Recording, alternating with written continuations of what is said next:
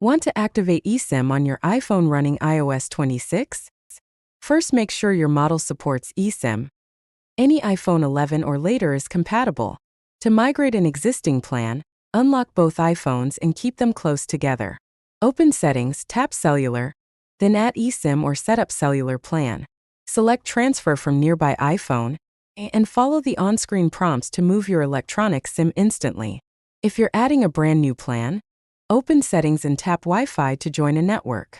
Return to Settings, tap Cellular, then add eSIM or Setup Cellular Plan. Choose Use QR Code and scan the one provided by your carrier. No QR code? Tap Enter Details manually, type in the SMDP ID address and activation code, then tap Next to complete activation. Keep in mind that not every carrier supports eSIM, and you need a stable Wi-Fi connection during setup. Check with your carrier for any additional requirements before you begin. That's all it takes to activate an eSIM on your iPhone.